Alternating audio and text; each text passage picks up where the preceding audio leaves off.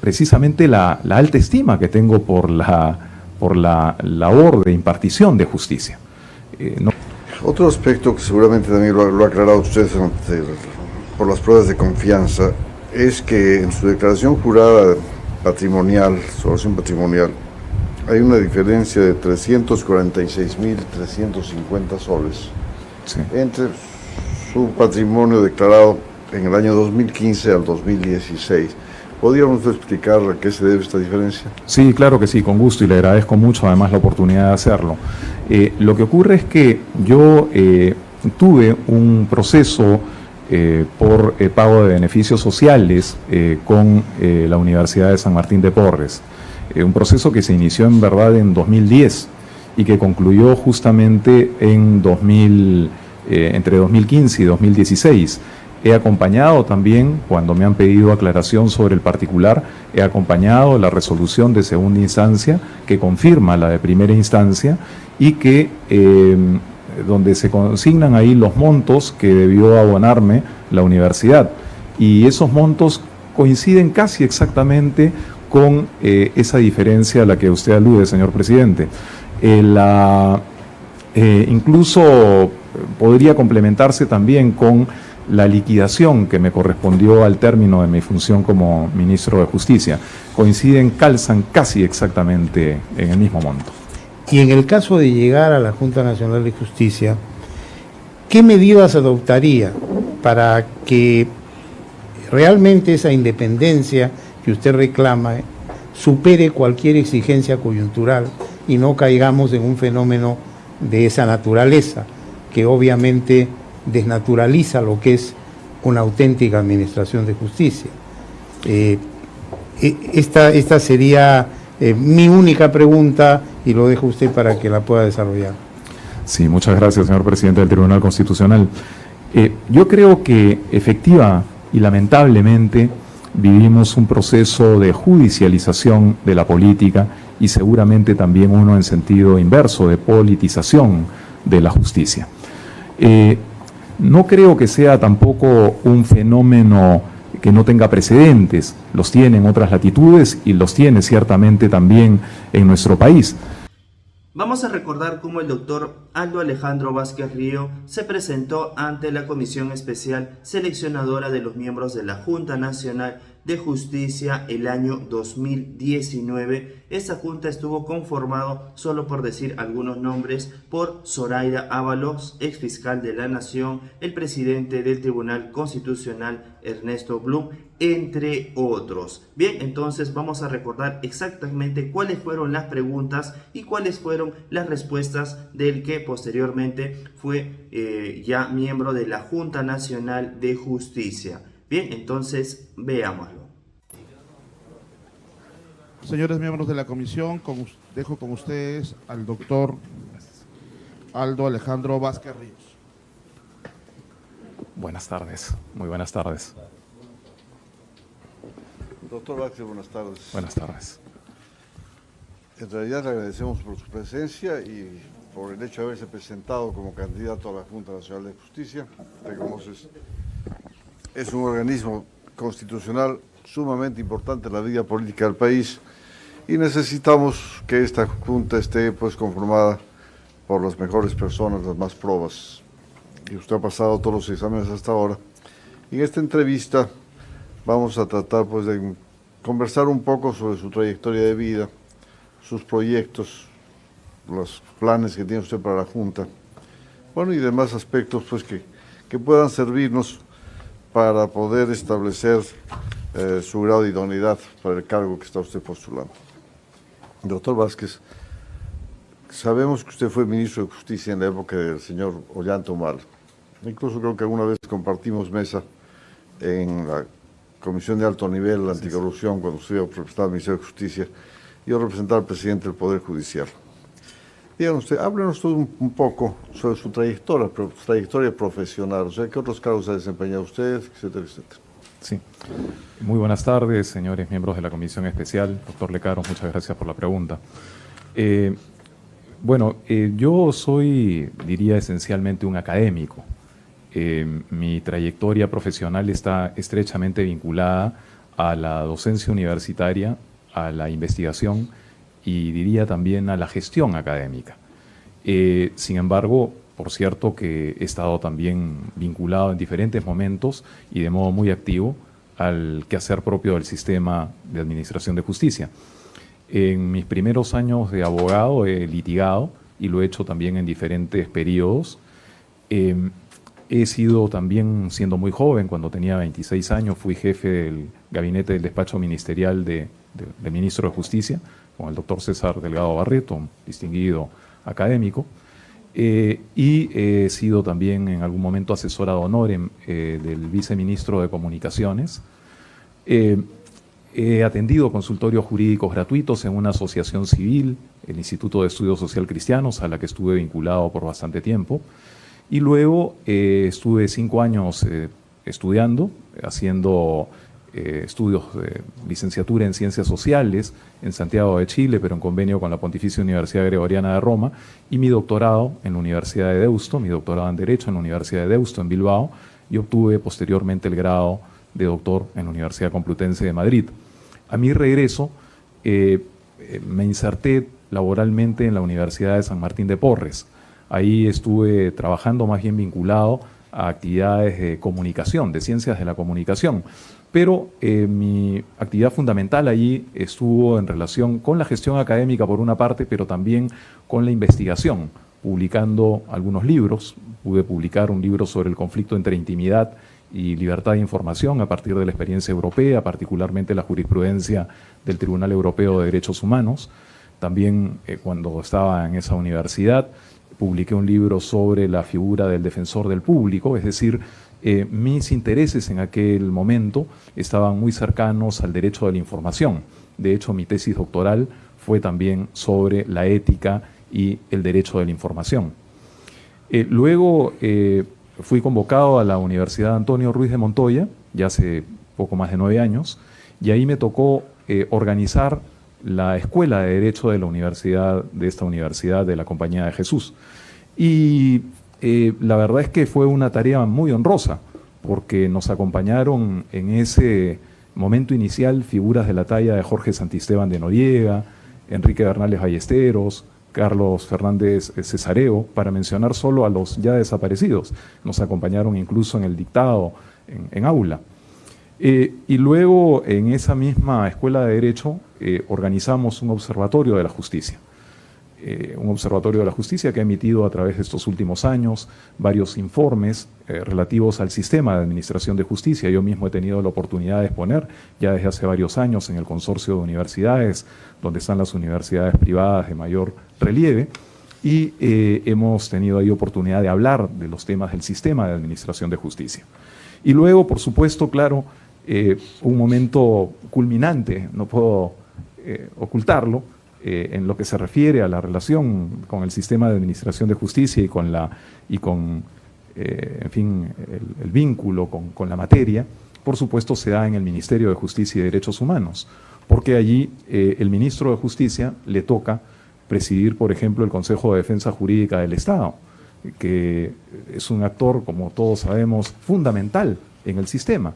Hay alrededor de 700.000 procesos en los que intervienen los procuradores públicos, y esa es responsabilidad del Consejo de Defensa Jurídica del Estado. También en el Ministerio de Justicia está la defensa pública, y la defensa pública, como sabemos, también tiene una intervención muy activa en el sistema de administración de justicia, interviniendo en alrededor de 300.000 casos. Además, por supuesto, desde el Ministerio de Justicia se trabajan políticas en la materia. Y entonces, como ministro de Justicia y Derechos Humanos, me ha tocado también presidir el Consejo Nacional de Política Criminal, donde logramos la aprobación de una política nacional penitenciaria con intervención de muchos de los actores del sistema de administración de justicia. También como ministro de Justicia y Derechos Humanos me tocó presidir la Comisión Especial para la implementación del nuevo Código Procesal Penal, y logramos el ingreso a Lima un poco de soslayo por la Corte de Ventanilla. De modo que, bueno, y además, por supuesto, he mantenido una gestión académica intensa en la universidad, tanto en la Universidad de San Martín de Porres, que ya he mencionado, como en la Universidad Antonio Ruiz de Montoya, de la que soy actualmente todavía vicerrector académico. Antes he sido decano de la Facultad de Ciencias Sociales y he sido también director de la Escuela de Derecho, además de una serie de otros encargos inherentes a esas funciones. Doctor Vázquez, por su trayectoria vemos que usted ha desempeñado puestos públicos con diversos gobiernos y diversas ideologías. ¿Usted ha pertenecido alguna vez a un partido político? No, en verdad, yo he pertenecido a un partido político que no tiene en este momento ya inscripción electoral. La verdad es que la última vez que la tuvo y que participó en un proceso electoral abierto fue en el año 1983. Me refiero a la Democracia Cristiana. Ahí milité en mi adolescencia. Pero entiendo que no hay registro, pero lo puedo decir, en fin, con satisfacción, porque fue una etapa muy linda, digamos, de compromiso juvenil con grandes ideales, pero desde entonces yo no he tenido ninguna otra militancia política.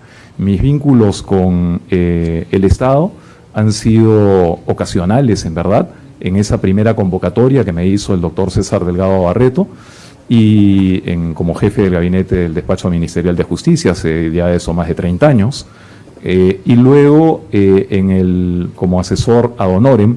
En realidad se trató de un encargo para apoyar en el desarrollo de un proyecto. Como siempre he tenido interés en el derecho de la información, se trabajaba entonces el proyecto de decreto legislativo, Ley General de Telecomunicaciones, y entonces ahí tuve alguna participación.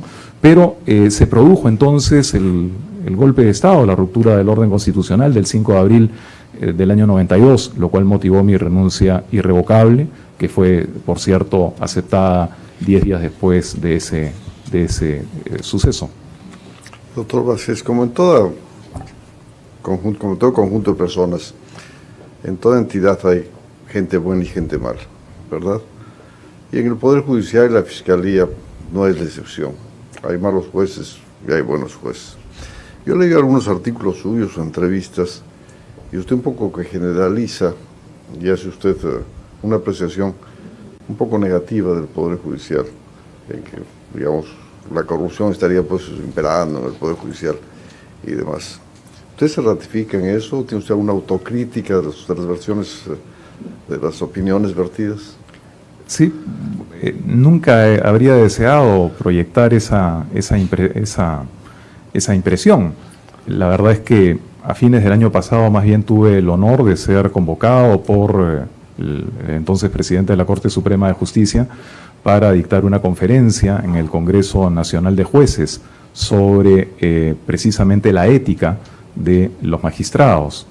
Y allí he dicho, como creo haberlo señalado también en muchos otros artículos, pero concretamente en aquella ocasión con muchos jueces reunidos en ese Congreso, precisamente la alta estima que tengo por la labor de impartición de justicia. No cabe duda que se trata de un servicio esencial para la convivencia ciudadana, para la calidad de las relaciones entre los diferentes componentes de nuestra sociedad. De modo que mi juicio, reiterado en relación a el trabajo de los magistrados, es, en fin, del mayor aprecio. Ahora, evidentemente, hay también conductas de algunos jueces, como es público, que han merecido seguramente en más de una ocasión mi humilde censura. Pero, por supuesto que tengo muy claro que la labor de los jueces y fiscales, y particularmente en nuestro país y en muchas zonas alejadas de la patria, es, por supuesto, una tarea que en ciertas ocasiones llega a ser incluso heroica. Doctor Vázquez, una de las funciones principales y prioritarias de la Junta Nacional de Justicia va a ser la revisión de los nombramientos hechos por el CNM en los últimos años o en su última época. En realidad los concursos se dieron, se tomaron los exámenes, hubo entrevistas, votación, alcanzaron o no alcanzaron los 5 votos y demás. ¿Cómo haría usted esta revisión? O sea, ¿cómo propondría usted que sea esta revisión? ¿Qué se revisaría en realidad? Sí, es sin duda una tarea ardua, como toda la que va a corresponder a la Junta Nacional de Justicia. Yo creo que hay que organizar esa tarea. Si es que a mí me correspondiese ser parte de la Junta Nacional de Justicia, procuraría trabajar en ello a partir de algunos principios. Permítanme recordar en este momento algunos principios de Henry Fayol, uno de los grandes autores en materia de administración, ¿no? División del trabajo. La propia ley orgánica de la Junta Nacional de Justicia permite la conformación de comisiones. Entonces yo creo que división del trabajo, sistematización, priorización, son algunos criterios que seguramente podrían ser muy útiles para organizar esa tarea de revisión. Ahora, la priorización supondrá sin duda el ver cuáles son aquellos casos en los cuales hay indicios de irregularidades y que requieran una mirada mucho más exhaustiva de la Junta. Pero creo, por supuesto, que esa tarea tiene que ser enfrentada con prudencia y no asumiendo que todas esas designaciones han sido, en fin, mal ejecutadas o mal hechas. Dígame, doctor Vázquez, en su evaluación socioeconómica se advirtió que entre los años 2009 al 2015 usted laboró en la Universidad de Piura. ¿Es eso verdad? Sí, yo he sido profesor de algunas materias, pero fundamentalmente de Derecho de la Empresa, en el ámbito de la Facultad de Ciencias Económicas y Empresariales de la Universidad de Piura. Lo he sido a tiempo parcial, es decir, contratado por horas. Dictaba, no sé, en algunos casos 6 horas, en algunos casos 8 horas. Han sido contratos que, como ustedes comprenden, son semestrales, es decir, se inician cuando comienza el semestre académico y terminan cuando concluye este, ¿no? Eso ha ocurrido en varias universidades. Como profesor universitario que soy, en varias ocasiones soy convocado por algunas universidades o centros de formación superior. Y dígame usted, ¿y por qué razón usted en su declaración jurada no consignó este trabajo que había tenido usted en la Universidad de Piura? No, sí lo he consignado. En las observaciones que me remitieron de la Contraloría General de la República, efectivamente se indicaba que no lo había consignado, pero yo he acompañado, cuando he hecho, en fin, las aclaraciones pertinentes, he acompañado copia de mi declaración y ahí consta ese señalamiento, que he sido profesor a tiempo parcial en la Universidad de Piura en ese lapso.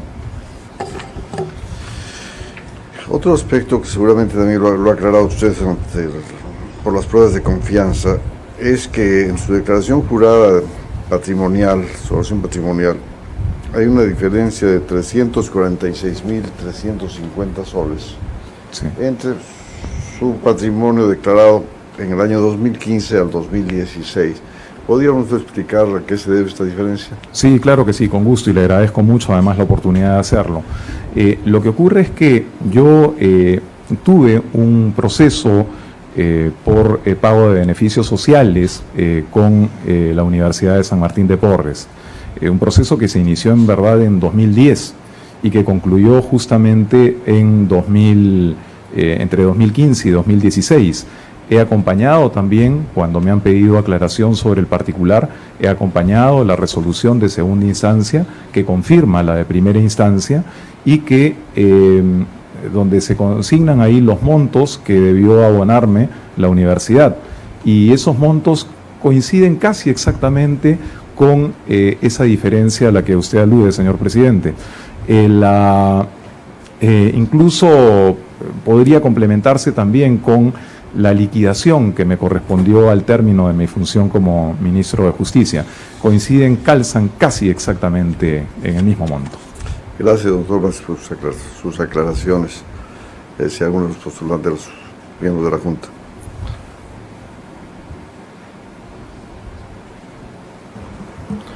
Doctor Aldo Vázquez, buenas tardes.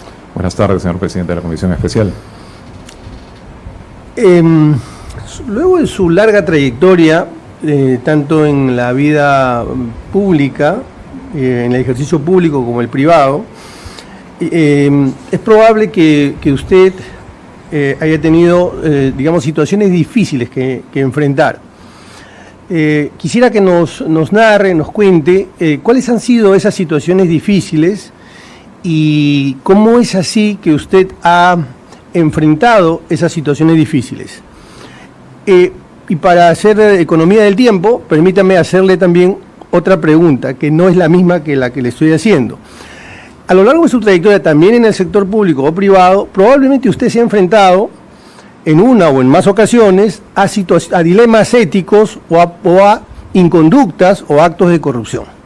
Usted ha visto, ha sido testigo, y nos gustaría saber cómo es que usted ha actuado en esos casos. Gracias. Sí, muchas gracias por la pregunta. Sí, yo siempre comento con mis alumnos que una de mis lecturas favoritas, y perdonen ustedes la confidencia, es la obra de Graham Greene, El poder y la gloria, que trata, como seguramente lo saben todos ustedes, de un sacerdote perseguido durante la Revolución Mexicana, el tiempo de los cristeros, así le llamaban, ¿no? Y el conflicto ético que vive el personaje de la novela es precisamente el de condescender con las situaciones temporales, ¿no? O por el contrario, cumplir con su propia vocación, con el llamado, ¿no? Vox, el llamado de su propia vocación. Y por supuesto que es un conflicto muy humano que enfrentamos permanentemente.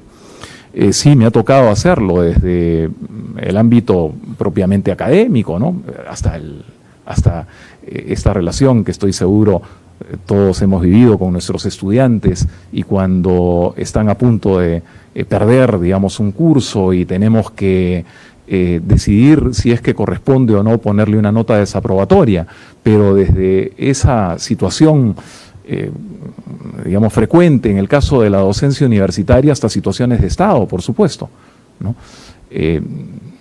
Puedo comentarlo porque se trata de situaciones públicas, ¿no? Cuando he sido ministro de Justicia y Derechos Humanos, la postura de los procuradores públicos, particularmente de la Procuradora de Lavado de Activos y del Procurador Anticorrupción, han sido en fin, de cumplimiento pleno de sus tareas, pero que podían rozar en algún momento con intereses coyunturales del gobierno, en la medida en que se aludía a personas vinculadas al gobierno.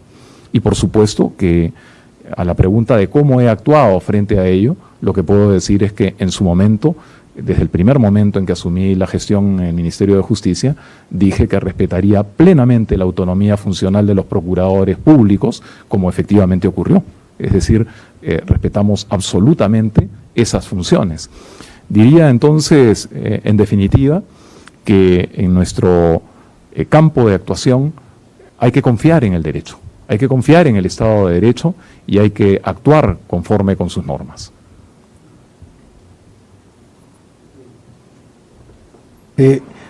Pero no me contestó la primera parte de la pregunta. O sea, le hice dos en realidad. Una que tenía que ver con actos de corrupción, hechos de corrupción, y otra, la primera, situaciones difíciles. Me explico mejor.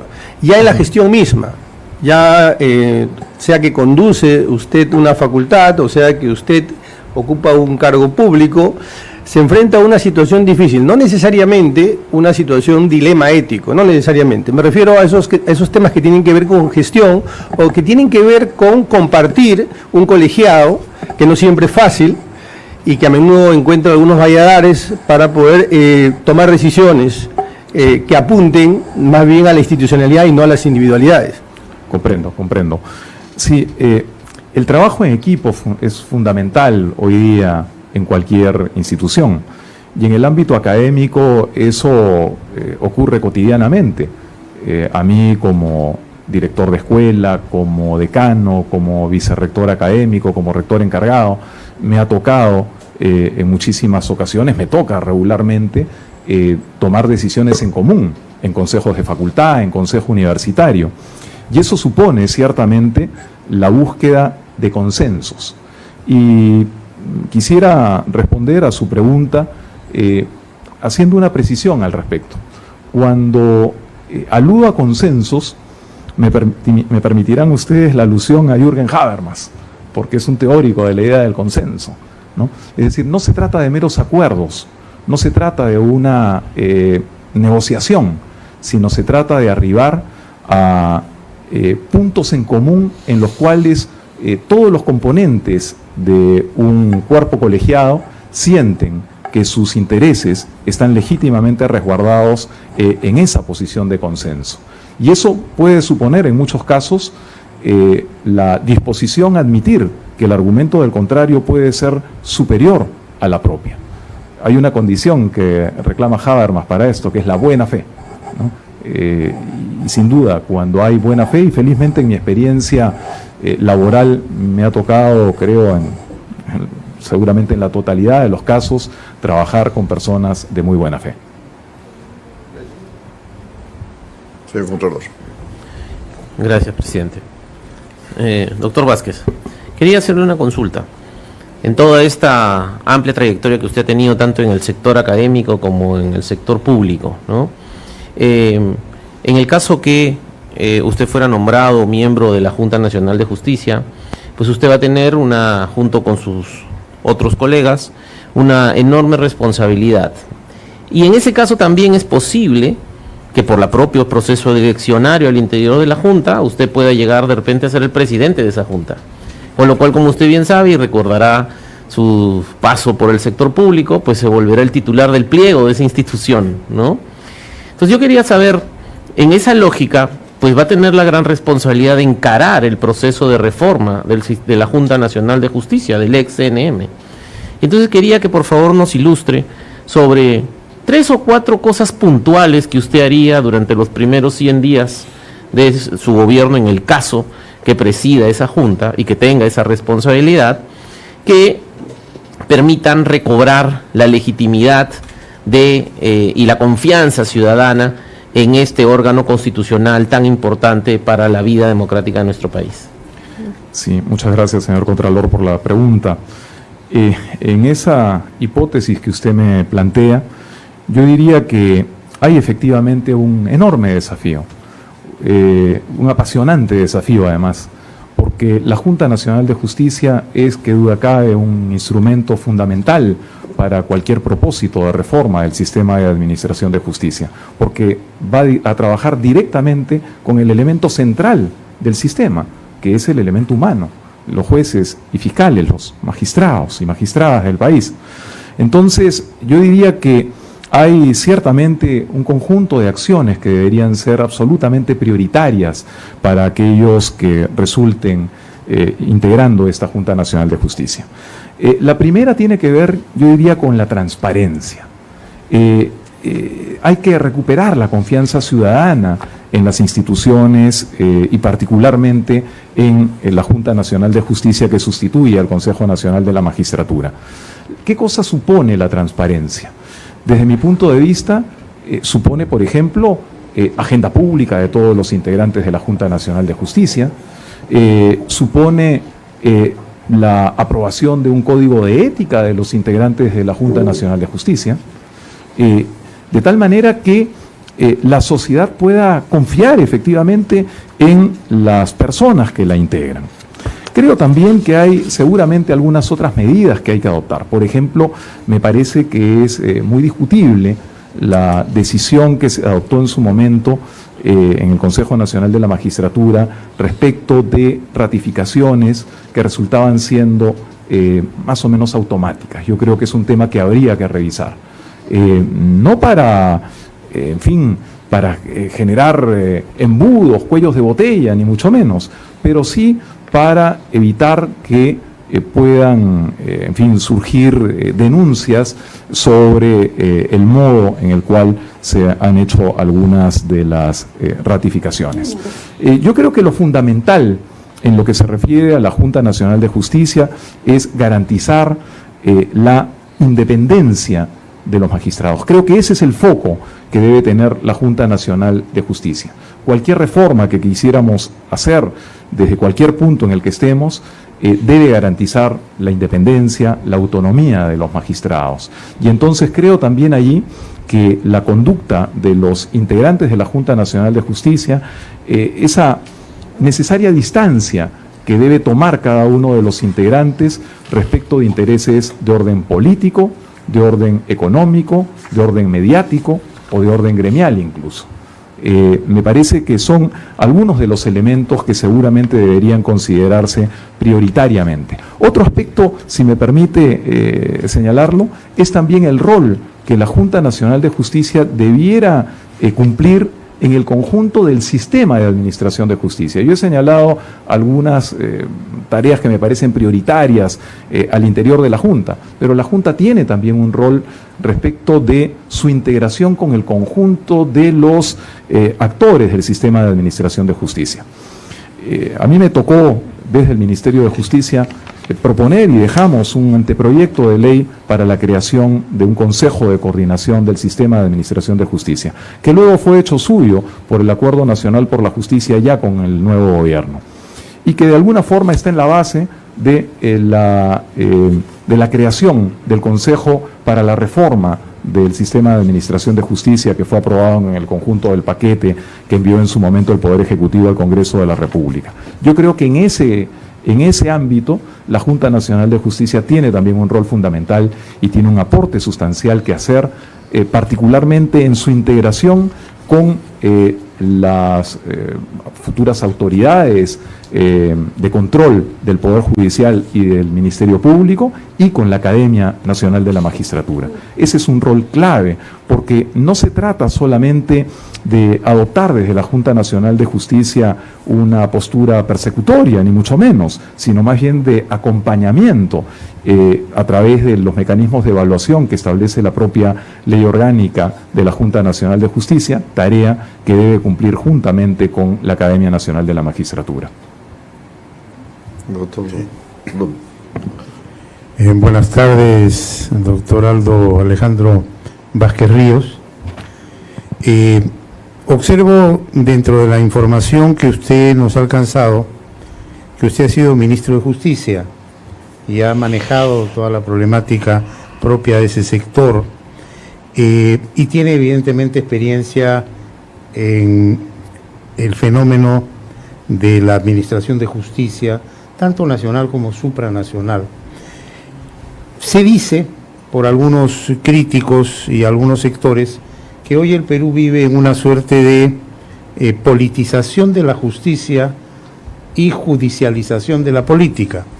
Entonces yo quería que usted nos ilustrara, señor doctor, cuál es su apreciación, si esta afirmación tiene fundamento o no tiene fundamento, cómo ve usted esta situación, y en el caso de llegar a la Junta Nacional de Justicia, ¿qué medidas adoptaría para que realmente esa independencia que usted reclama supere cualquier exigencia coyuntural y no caigamos en un fenómeno de esa naturaleza que obviamente desnaturaliza lo que es una auténtica administración de justicia? Esta sería mi única pregunta y lo dejo a usted para que la pueda desarrollar. Sí, muchas gracias, señor presidente del Tribunal Constitucional.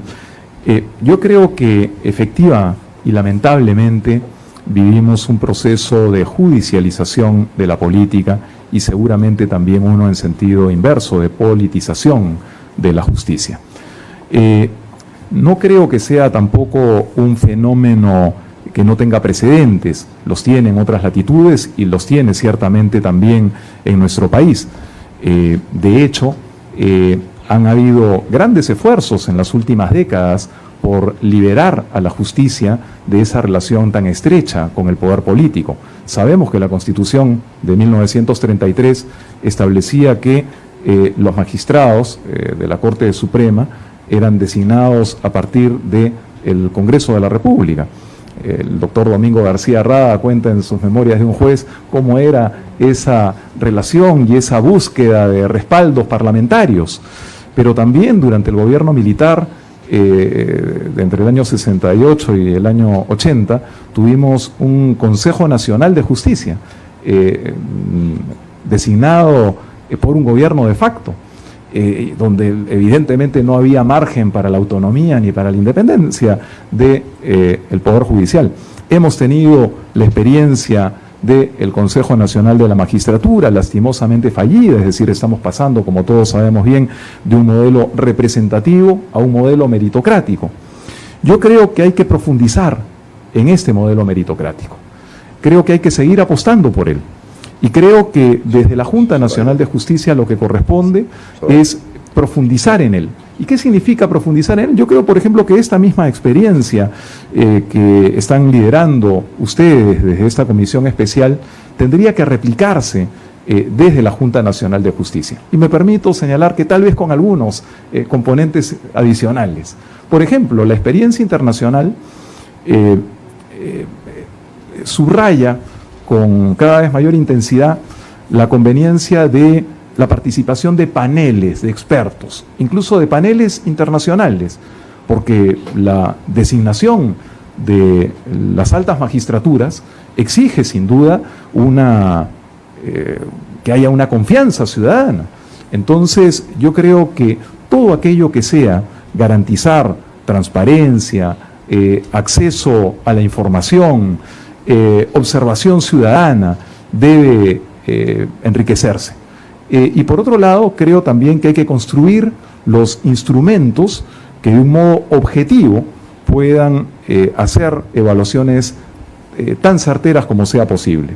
Y ahí yo creo que hay que reconocer los esfuerzos que se han venido haciendo, por ejemplo, en el Poder Judicial. En el Poder Judicial hay una obra que estoy seguro ustedes conocen, del señor Manuel Bernales, que trabaja sobre los mecanismos que se han ido construyendo en los últimos años en el Poder Judicial para crear indicadores que permitan evaluar el cumplimiento de ciertas metas por parte de los magistrados. No es el único empeño, los hay en el Ministerio Público. En fin, yo creo que hay que profundizar en ello de tal manera que, por una parte, el acceso de la ciudadanía y por otra parte la objetividad en las evaluaciones de los magistrados sean los pilares que nos garanticen esa ansiada independencia de los señores y señoras fiscales y jueces de la República. Bien, nos hemos extendido un poquito en el tiempo. La doctora Ábalos va a hacer la última pregunta. Muy buenas tardes, doctor Aldo Vázquez. Una pregunta pequeña. Usted está postulando para ser miembro de la Junta Nacional y en ese sentido me gustaría conocer cuál es su opinión respecto a que abogados que nunca han sido jueces ni fiscales en las instancias inferiores puedan acceder a cargos tan importantes como vocales o fiscales supremos, vale decir, quien no ha sido capitán, ¿cómo llega de frente a ser general? ¿Qué opinión? ¿Cree usted que hay que hacer algunos cambios para fortalecer la ley de la carrera judicial o la ley de la carrera fiscal? Muchas gracias, señora fiscal de la Nación. Sí, es un tema, por cierto, controversial. Por una parte,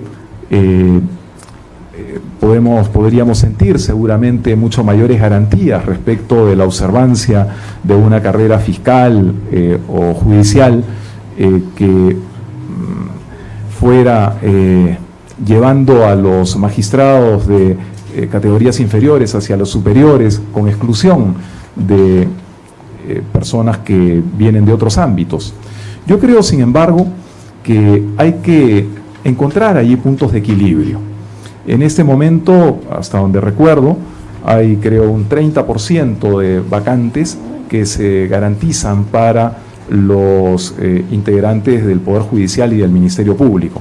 Probablemente habría que revisar esos porcentajes, garantizar unos porcentajes mayores, pero creo que tampoco deberíamos prescindir de la experiencia de juristas que aún no habiendo tenido una carrera fiscal o judicial, sin embargo tienen una experiencia relevante.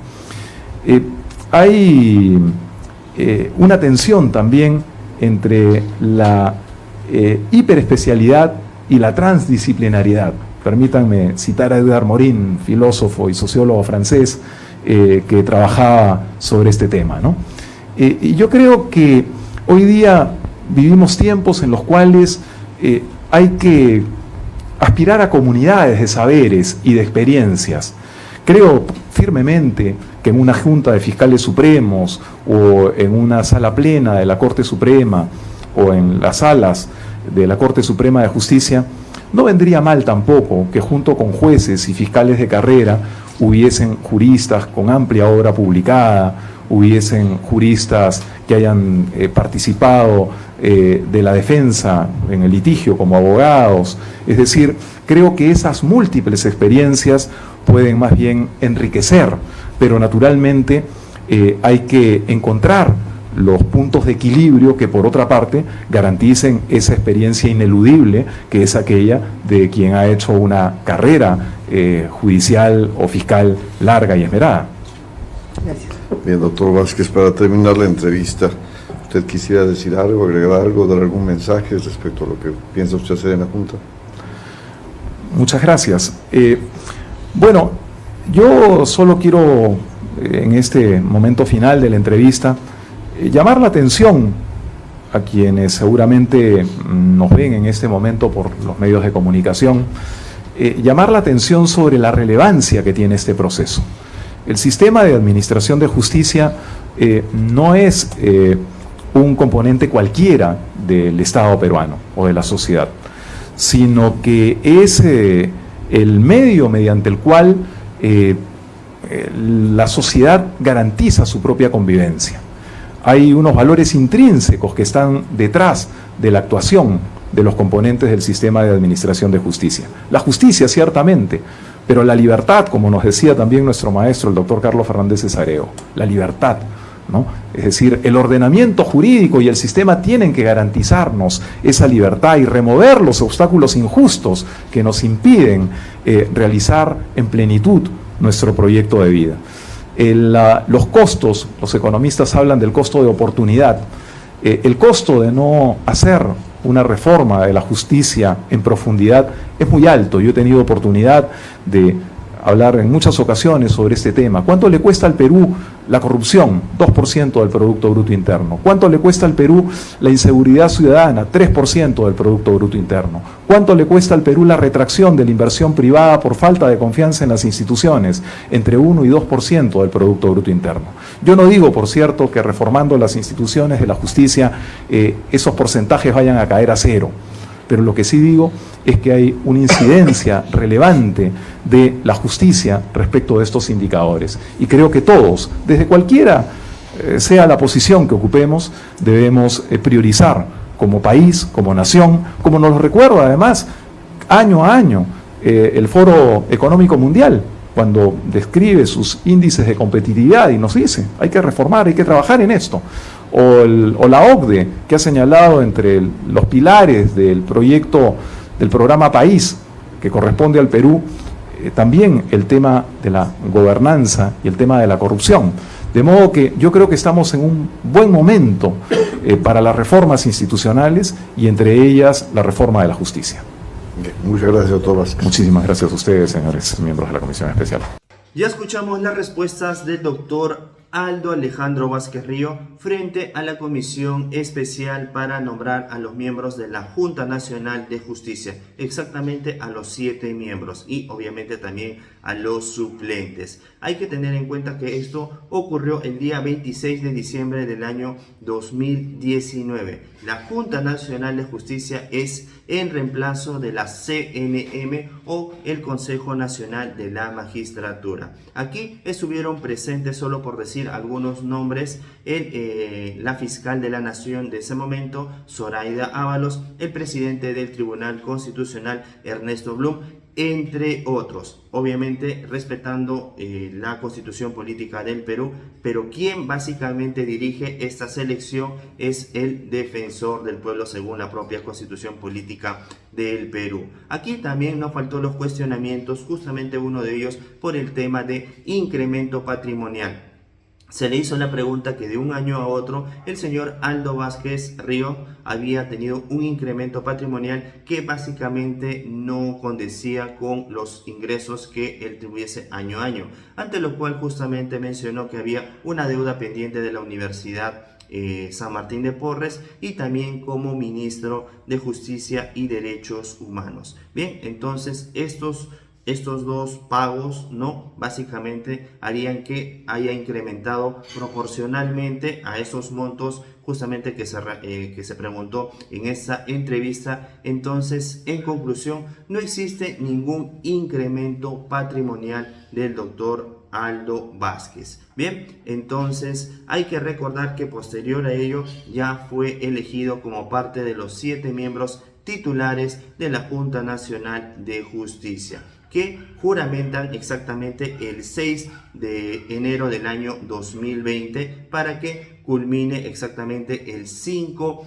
de enero del año 2025. Pero justamente estamos realizando estos videos porque los 7 miembros o todos los miembros de la Junta Nacional de Justicia, los titulares, están todos en un halo de controversia por las decisiones que se han tomado por parte de esta institución. Recordemos el caso de la suspensión de Liz Patricia Benavides Vargas como fiscal de la Nación. También recordemos el tema de la doctora Inés Sello, que tiene más de 75 años y según los congresistas ella ya no debería haber permanecido un día más al haber cumplido los 75 años, entre otros cuestionamientos. Bien, pero al final ustedes tienen sus propias opiniones y son también lo más importante, así que nosotros los leemos en la caja de comentarios. Bien, también en la caja de comentarios pueden poner alguna sugerencia, alguna crítica constructiva, así que nosotros también vamos a leer esa parte. Bien, somos JF Digital, informó José Fernández para más noticias de política y actualidad peruana.